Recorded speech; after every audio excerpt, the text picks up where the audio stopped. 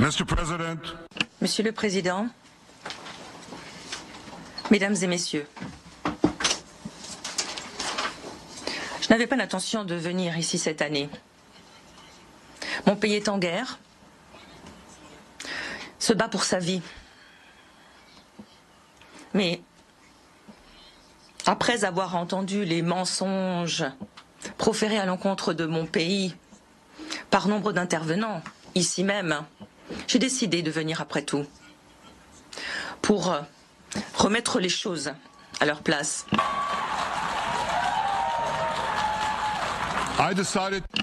J'ai décidé de venir pour parler au nom de mon peuple, pour parler au nom de mon pays, pour parler au nom de la vérité.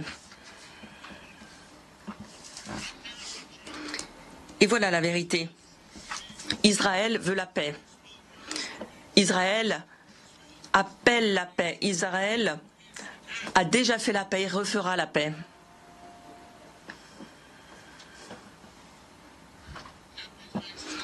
Et pourtant, nous sommes confrontés à des ennemis sauvages qui ne souhaitent que nous détruire. Nous devons nous défendre contre ces assassins sauvages. Nos ennemis cherchent non seulement à nous détruire, mais aussi à détruire notre civilisation commune, à nous renvoyer à l'âge sombre de la tyrannie de la terreur. Lorsque j'ai pris la parole ici même l'année dernière, j'avais dit que nous étions confrontés au sempiternel choix, comme Moïse avec Israël il y a des milliers d'années. Alors que nous allions pénétrer la terre promise, Moïse nous a dit que nos actes détermineront ce que nous laisserons aux générations futures, une bénédiction ou une tragédie. Aujourd'hui, nous sommes confrontés à ce choix. Une réconciliation historique entre Juifs et Arabes ou le sort que nous réserve l'Iran. Après cette allocution, cette bénédiction dont j'avais parlé a pris tout son sens. Accord de normalisation entre l'Arabie Saoudite et Israël, qui semblait plus proche que jamais. Mais ensuite est advenu le 7 octobre. Des milliers de terroristes soutenus par le Hamas sont entrés en Israël sur des pick-up, sur des motos. Ils ont commis des atrocités inimaginables, assassinant sauvagement 1200 personnes, violant, mutilant des femmes, coupant la tête à des hommes, brûlant des bébés en vie, des familles, des enfants, des grands-parents, des familles tout entières. Dans des scènes dignes de l'Holocauste nazi, le Hamas a enlevé 251 personnes de dizaines de pays différents, les entraînant dans des tunnels à Gaza. 154 de ces otages sont rentrés, dont 117 en vie. Je tiens à vous assurer d'une chose. Nous ne baisseront pas les bras tant que les autres otages ne seront pas rentrés. Certains des membres de leur famille sont parmi nous aujourd'hui. Je leur demanderai de se lever.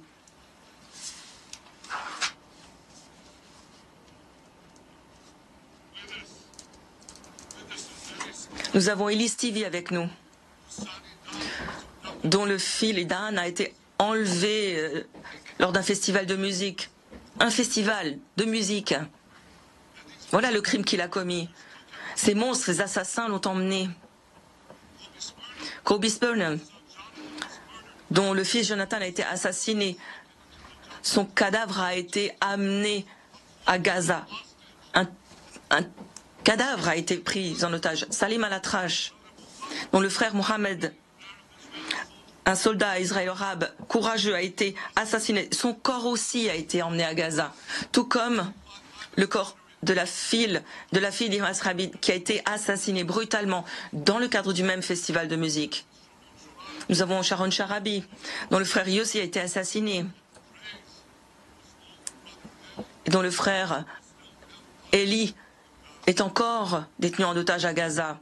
Nous avons aussi avec nous Izar Liftish, d'un kibbutz qui a été réduit à néant par ces terroristes. Heureusement, nous avons obtenu la libération de sa mère, mais son père a perdu a été perdu de vue. Il se trouve encore sous terre, quelque part, entre les mains du Hamas. Je puis vous assurer que nous vous ramènerons vos proches. Nous ne baisserons pas les bras tant que nous n'aurons pas accompli cette mission sainte.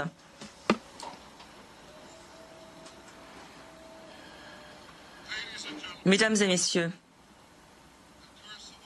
la malédiction du 7 octobre a débuté lorsque le Hamas a envahi Israël en provenance de Gaza. Mais elle ne s'est pas arrêtée là. Israël a été contraint de se défendre sur davantage de fronts organisés par l'Iran. Le 8 octobre, nous avons été attaqués par le Hezbollah depuis le Liban. Depuis lors, plus de 8000 roquettes ont été tirées vers nos villes, nos villages, nos civils, nos enfants. 2 semaines plus tard, les Houthis soutenus par l'Iran au Yémen lançaient des drones et des missiles vers Israël.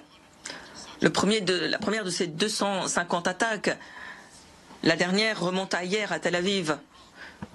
Des milices en Irak ont visé Israël à des milliers de reprises au cours de l'année écoulée. Poussés par l'Iran, les terroristes palestiniens en Judée et Samarie ont perpétré des dizaines d'attaques et partout en Israël. Et en avril dernier, pour la première fois, l'Iran a attaqué directement Israël depuis son territoire, tirant 300 drones, missiles de croisière et missiles balistiques. J'ai un message pour ces tyrans de Téhéran. Si vous nous frappez, nous vous frapperons.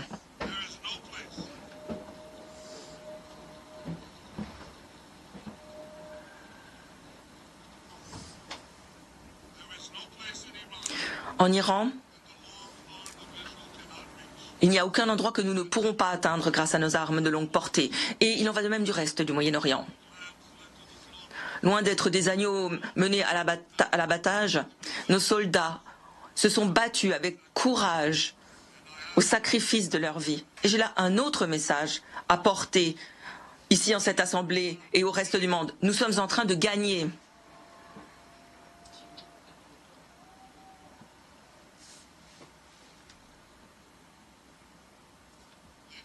Mesdames et messieurs, alors qu'Israël se défend contre l'Iran sur cette guerre, sur bien des fronts, la ligne qui sépare les bénédictions des malédictions ne pourrait être plus claire. Voilà une carte. Je l'ai présentée l'année dernière ici. C'est une carte qui représente la bénédiction Israël et ses partenaires arabes, ce pont entre l'Asie et l'Europe, entre l'océan Indien et la mer Méditerranée. Par ce pont, nous allons faire passer des voies de chemin de fer, des gazoducs énergétiques, des câbles à fibre optique pour apporter une vie meilleure à 2 milliards de personnes. Alors prenez cette autre carte. Prenez cette deuxième carte. Elle représente la malédiction. L'arc de la terreur, créé par l'Iran, imposé depuis l'océan Indien jusqu'à la mer Méditerranée. Cet arc malveillant de l'Iran a coupé les voies de trafic maritime, détruit des nations de l'intérieur, inflige le désespoir à des millions de personnes. Donc d'un côté, une bénédiction, un avenir radieux d'espoir, et de l'autre, un avenir sombre de désespoir. Et si vous pensez que cette carte de la malédiction ne concerne qu'Israël, alors réfléchissez-y à 2 fois. Parce que l'agression de l'Iran, si l'on n'y remédie pas, menacera chaque pays du Moyen-Orient et un grand nombre de pays ailleurs dans le monde. Parce que l'Iran veut imposer son radicalisme bien au-delà du Moyen-Orient.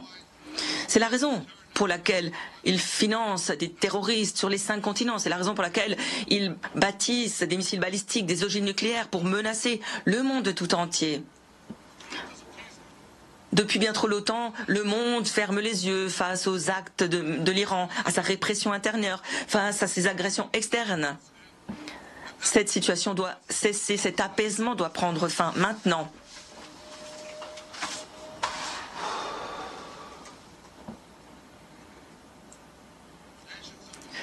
Nations du monde, vous devriez tous soutenir le peuple courageux d'Iran qui veut se libérer de ce régime du mal. Les gouvernements responsables devraient non seulement soutenir Israël dans sa lutte contre l'agression de l'Iran, mais devraient rejoindre les rangs d'Israël, rejoindre Israël pour mettre un terme au programme nucléaire iranien. Ici même, au Conseil de sécurité, nous allons, dans quelques mois, débattre. Je demande au Conseil de sécurité de renforcer les sanctions contre l'Iran, parce que nous devons mettre tout en œuvre, tout ce qui est en notre pouvoir doit être fait pour que l'Iran n'obtienne jamais d'armes nucléaires.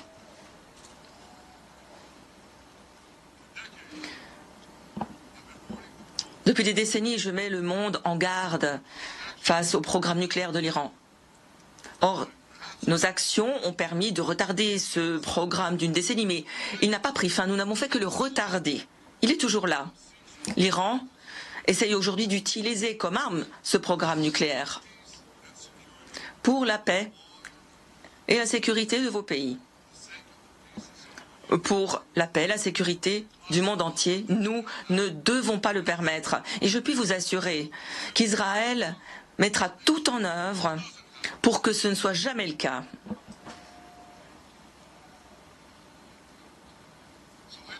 Mesdames et messieurs, la question qui se pose à nous est donc très simple. De ces deux cartes que je vous ai montrées, laquelle façonnera notre avenir? La bénédiction de la paix et de la prospérité pour Israël, nos partenaires arabes et le reste du monde? Ou la malédiction dans laquelle l'Iran, ses agents veulent nous plonger dans le chaos partout? Israël a déjà fait son choix. Nous avons décidé d'opter pour la bénédiction. Nous sommes en train de bâtir un partenariat pour la paix avec nos voisins arabes, tout en luttant contre les forces de la terreur qui menacent cette paix. Depuis près d'une année, les hommes et femmes courageux des forces de défense israéliennes répriment systématiquement l'armée du terreur du Hamas qui dominait Gaza. Le 7 octobre, jour de l'invasion d'Israël, cette armée de la terreur comptait plusieurs milliers de terroristes, avec quelques 15 000 roquettes, 350 000 terratons, un réseau souterrain plus vaste que le métro de New York qu'ils utilisaient pour semer le chaos sous terre et sur terre une année plus tard. Les forces de défense israéliennes ont tué ou capturé plus de la moitié de ces terroristes, détruisant plus de 90% de leur arsenal de roquettes, éliminant des pans importants de ce réseau de tunnels souterrains. Des opérations militaires importantes ont été menées pour cela. Et dans le cadre de ces opérations, nous avons détruit près de la moitié, je me reprends, près de la totalité des bataillons de la terreur du Hamas, 23 sur 24. Pour parachever cette victoire, aujourd'hui nous mettons l'accent sur les capacités de combat qui restent au Hamas. Nous tuons les commandants restants, détruisons les infrastructures terroristes encore en place. Et tout cela, je le répète, en gardant à l'esprit notre mission sacrée, ramener les otages à la maison. Nous ne cesserons pas tant que cette mission ne sera pas accomplie.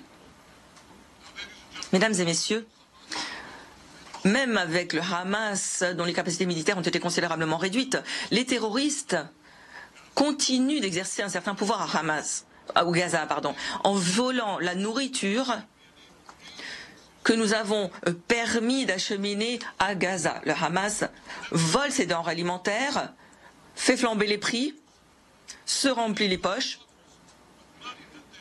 grâce à l'argent pris à sa population par extorsion. Il vole cette nourriture, puis la revendent à des prix exorbitants. Voilà comment ils se maintiennent au pouvoir. Cela aussi doit prendre fin, et nous nous y efforçons. La raison est simple. Si le Hamas reste au pouvoir, il va resserrer ses forces, se réarmer, attaquer Israël encore et encore, comme il a promis de le faire. Donc le Hamas doit disparaître.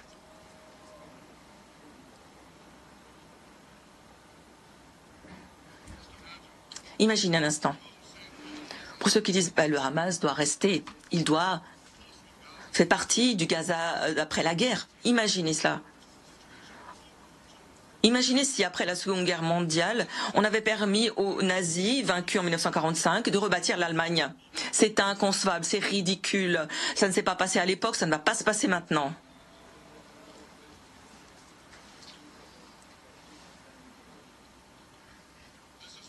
C'est la raison pour laquelle Israël rejettera toute possibilité d'offrir une place au Hamas de l'après-guerre. Ce que nous voulons, c'est la démilitarisation, la déradicalisation de Gaza. Ce n'est qu'alors que nous pourrons faire en sorte que ces combats soient les derniers.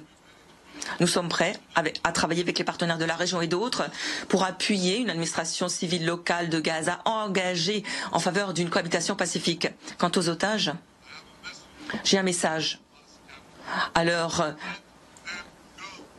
ceux qui les détiennent au Hamas. Laissez-les rentrer, laissez-les partir, tous, toutes. Ceux qui sont en vie aujourd'hui doivent être restitués à leurs familles en vie, et les dépouilles de ceux que vous avez tués avec brutalité doivent être restituées aux familles. Ces familles qui sont avec nous ici aujourd'hui et d'autres en Israël méritent de donner une sépulture digne à leurs êtres chers, un lieu où ils pourront se souvenir de ces victimes et les pleurer. Mesdames et messieurs, cette guerre peut prendre fin dès maintenant. Il suffit pour cela que le Hamas se rende, dépose les armes et libère tous les otages. Dans le cas contraire, nous poursuivrons la lutte jusqu'à la victoire, une victoire intégrale. Nous n'avons pas d'alternative.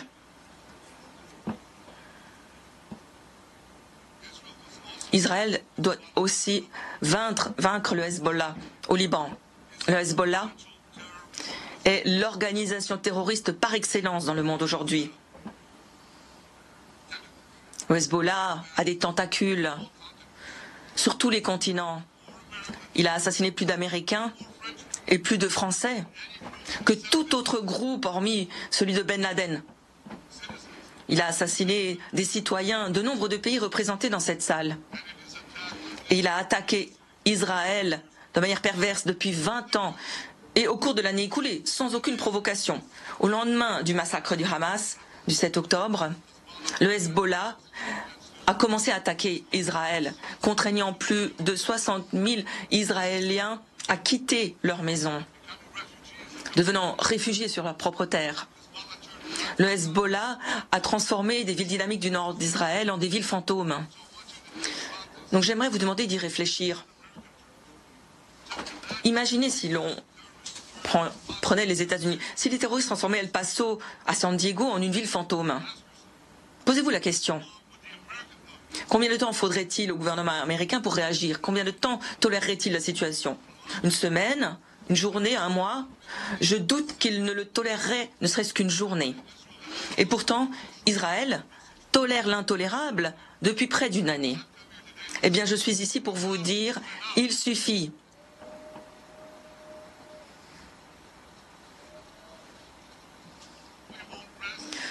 Nous ne cesserons pas d'agir tant que nos citoyens ne seront pas rentrés en sécurité dans leur maison. Nous n'accepterons pas qu'une armée terroriste à notre frontière puisse mener un autre massacre du type du 7 octobre. Pendant 18 ans, le Hezbollah a refusé de manière éhontée d'appliquer la résolution 1701 du Conseil de sécurité qui exigeait qu'elle déplace ses forces et les reculs de nos frontières. Au lieu de cela, le Hezbollah s'est rapproché de notre frontière, a creusé des tunnels pour infiltrer nos communautés, a tiré à l'aveugle des milliers de roquettes vers nos villes et nos villages.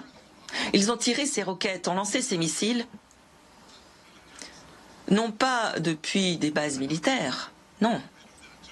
Oui, ils le font, bien sûr, mais ils les ont tirés, ces roquettes, ces missiles, à partir d'écoles, d'hôpitaux, d'appartements, dans les maisons privées des citoyens du Liban, menaçant leur propre population. Ils ont mis des missiles dans chaque cuisine, des roquettes dans chaque garage. Je dis au peuple du Liban cette semaine, Sortez de ce piège de la mort dans lequel vous a mis le Hezbollah. Ne vous laissez pas plonger dans l'abysse. Nous ne sommes pas en guerre avec vous, nous sommes en guerre avec le Hezbollah qui a pris votre pays en otage et menace de détruire le mien. Tant que le Hezbollah choisira le chemin de la guerre, Israël n'aura d'autre choix. Et Israël a pleinement le droit de se débarrasser de cette menace pour permettre à ses citoyens de rentrer chez eux en toute sécurité. Et c'est exactement ce que nous faisons.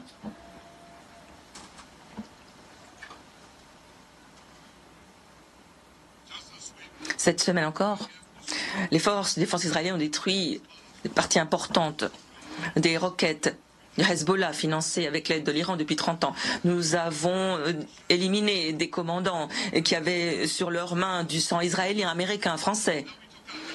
Et puis, nous avons éliminé leurs remplaçants et les remplaçants de leurs remplaçants. Et nous continuerons d'éliminer le Hezbollah tant que tous nos objectifs n'auront pas été atteints.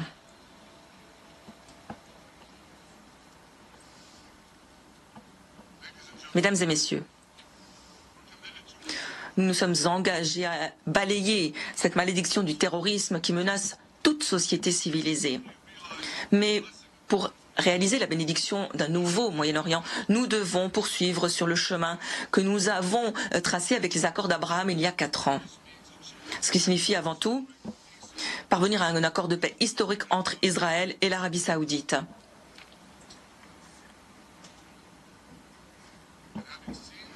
Ayant été témoin des bénédictions que nous avons déjà apportées avec les accords d'Abraham, les millions d'Israéliens qui ont pu faire l'aller-retour au travers de la péninsule arabique, volant au-dessus de l'Arabie saoudite, des pays du Golfe, le commerce, le tourisme, les co-entreprises, la paix.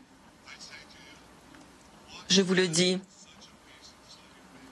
cette paix avec l'Arabie saoudite serait source de bénédictions remarquables. Elle doperait la sécurité et l'économie de nos deux pays. Elle doperait le tourisme, le commerce dans toute la région. Elle contribuerait à transformer le Moyen-Orient, à en faire un nouveau pôle d'activité. Nos pays pourraient coopérer dans le domaine de l'énergie, de l'eau, de l'agriculture, de l'intelligence artificielle et dans bien d'autres domaines. Une telle paix, j'en suis certain, serait un moment charnière pour l'histoire.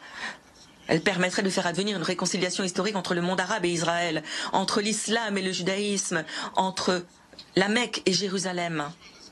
Si Israël s'est engagé à faire cette paix, l'Iran et ses terroristes se sont engagés à nous mettre des bâtons dans les roues. C'est la raison pour laquelle le meilleur moyen de contrer le dessein délétère de l'Iran est de faire cette paix. Une paix qui serait le socle d'une alliance type Abraham plus vaste encore qui engloberait les partenaires de paix arabes, l'Arabie saoudite, les États-Unis et tous ceux qui choisissent la bénédiction de la paix. Elle permettrait de faire avancer la sécurité et la prospérité partout au Moyen-Orient, d'offrir au reste du monde aussi bien des avantages avec l'appui et sous la houlette des États-Unis. Je pense que cette vision peut se concrétiser et bien plus tôt que l'on le pense. En tant que Premier ministre d'Israël, je ferai tout ce qui est en mon pouvoir pour que cet objectif soit atteint. Il s'agit d'une opportunité que nous ne devons pas laisser passer.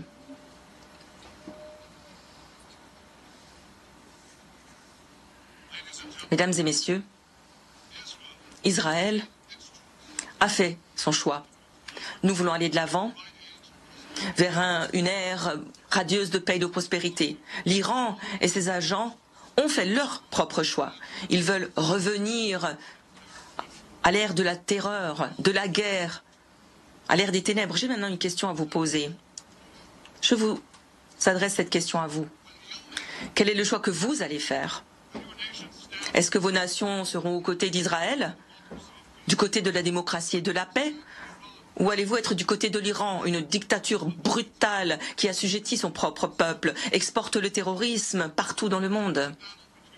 Dans le cadre de cette bataille entre le bien et le mal, nous ne devons pas nous leurrer. Lorsque vous êtes aux côtés d'Israël, vous êtes du côté de vos valeurs.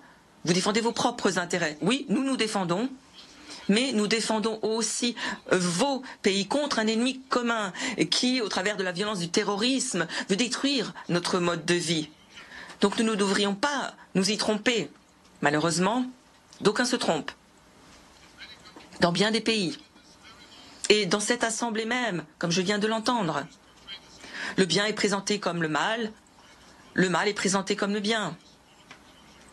Nous constatons une légère confusion lorsque l'Israël est accusé à tort de génocide alors que nous faisons que nous défendre contre des ennemis qui essaient de commettre un génocide à l'encontre de notre peuple. Nous le voyons aussi lorsque Israël est accusé de manière absurde par le procureur de la CPI d'affamer délibérément les Palestiniens à Gaza. Quelle absurdité! Nous avons contribué à acheminer 700 000 tonnes de denrées alimentaires à Gaza. Plus de 3 000 calories par jour pour chaque femme, homme et enfant de Gaza. Nous constatons aussi une confusion lorsque on accuse à tort Israël de cibler délibérément les civils. Nous ne voulons qu'aucun civil innocent mort. C'est toujours une tragédie. C'est la raison pour laquelle nous faisons tout pour minimiser les victimes civiles. Même lorsque nos ennemis les utilisent comme boucliers humains, aucune armée n'a fait ce qu'Israël fait. Afin de réduire au minimum les victimes civiles, nous envoyons des messages, des textos, nous appelons pour faire en sorte que les civils palestiniens se mettent à l'abri. Nous mettons tout en œuvre pour atteindre cet objectif. Nous constatons une autre confusion importante. Lorsque les autoproclamés progressistes manifestent contre la démocratie israélienne, est-ce qu'ils ne se rendent pas compte qu'ils appuient ici les terroristes de Téhéran, de Gaza, ceux qui assassinent des femmes, des manifestants, des femmes parce qu'elles ne se couvrent pas les cheveux? Selon les services de renseignement américains, l'Iran alimente, finance bien des manifestants, peut-être certains d'ailleurs, qui se trouvent en dehors même de ce bâtiment alors que je vous parle. Mesdames et messieurs, le roi Salomon, qui a régné sur notre capitale, Israël, il y a 3000 ans, avait dit une chose. Vous l'aurez déjà entendu, il avait dit « Rien de nouveau sous le soleil ». Eh bien, à l'ère des voyages dans l'espace, de la physique quantique, de l'intelligence artificielle, d'aucuns feraient valoir que l'on pourrait s'interroger sur cette affirmation. Mais il est une chose qui est indéniable, rien de nouveau aux Nations Unies.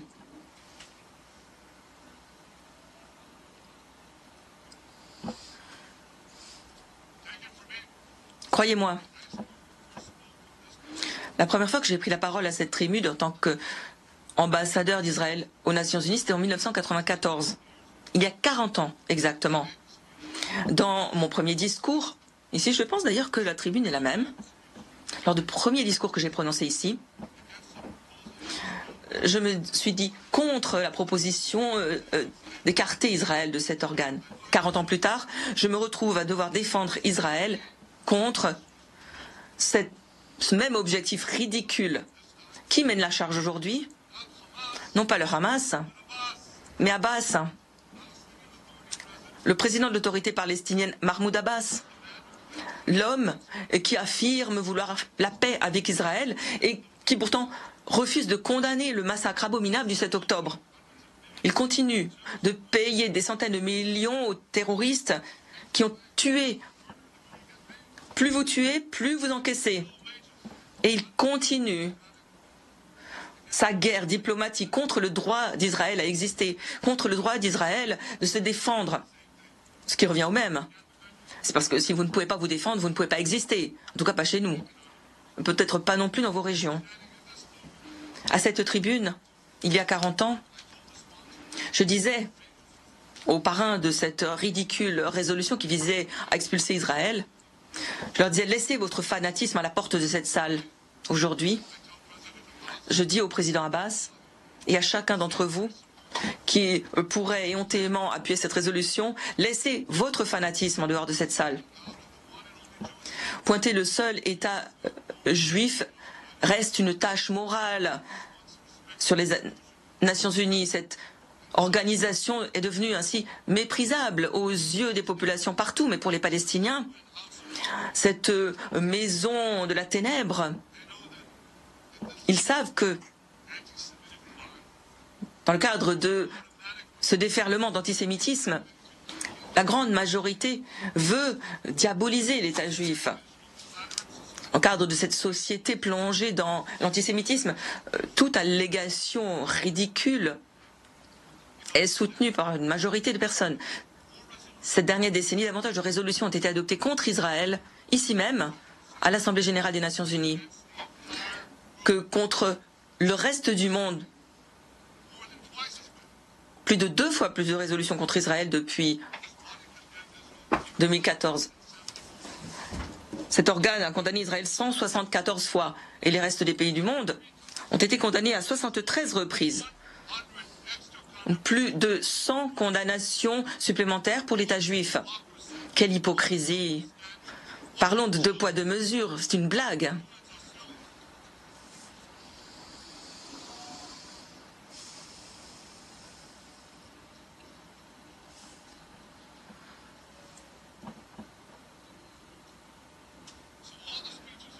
Tous les discours que vous avez entendus aujourd'hui, toute cette hostilité à destination d'Israël cette année, ça ne concerne pas Gaza, ça concerne Israël. Ça a toujours été Israël le problème. L'existence même d'Israël. Et je vous le dis, tant que l'État juif ne sera pas traité comme les autres nations, tant que cette volée d'antisémitisme ne cessera pas, l'ONU sera considérée par les justes partout que ni plus ni moins que comme une farce. Étant donné l'antisémitisme qui règne à l'ONU, personne ne devrait être surpris de savoir que le procureur de la CPI, une des institutions des Nations Unies, envisage de délivrer un mandat d'arrêt à mon encontre et contre le ministre de la Défense d'Israël, dirigeant démocratiquement élu de l'État démocratique d'Israël. Le procureur de la CPI s'est hâté à se prononcer, refusant de traiter Israël comme d'autres démocraties sont traitées, en toute indépendance. Comment l'expliquer si ce n'est pas du fait de l'antisémitisme qui règne, mesdames et messieurs? Les réels criminels de guerre ne se trouvent pas en Israël, ils se trouvent en Iran, à Gaza, en Syrie, au Liban, au Yémen. Ceux d'entre vous qui êtes aux côtés de ces criminels de guerre, ceux d'entre vous qui êtes aux côtés du mal contre le bien, aux côtés de la malédiction contre la bénédiction, vous devriez avoir honte.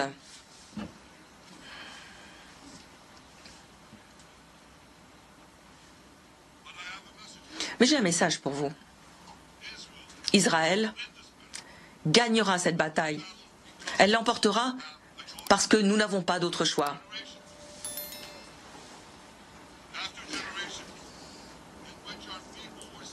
Après des générations en lesquelles nous avons été massacrés sans que personne ne lève le petit doigt pour nous défendre, nous avons à présent un État, une armée courageuse, une armée d'un courage incomparable, et nous nous défendons. Comme dans la Bible, le livre de Samuel le dit,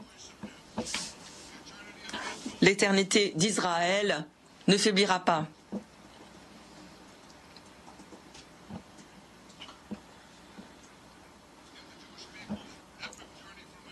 Dans le cadre de ce voyage que nous avons parcouru depuis l'Antiquité jusqu'au temps moderne, cette promesse a toujours été respectée. Elle restera vérité jusqu'à la fin des temps. Pour reprendre un grand poète, Israël ne disparaîtra pas tranquillement dans les ténèbres.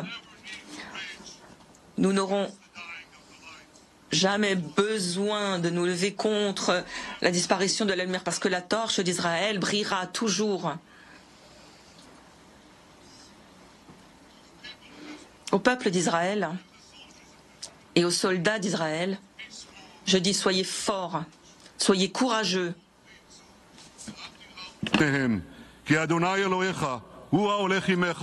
לא ירפך ולא יעזבך. עם ישראל חי, the people of Israel live now. Le peuple d'Israël vit aujourd'hui, demain et vivra à jamais. Merci.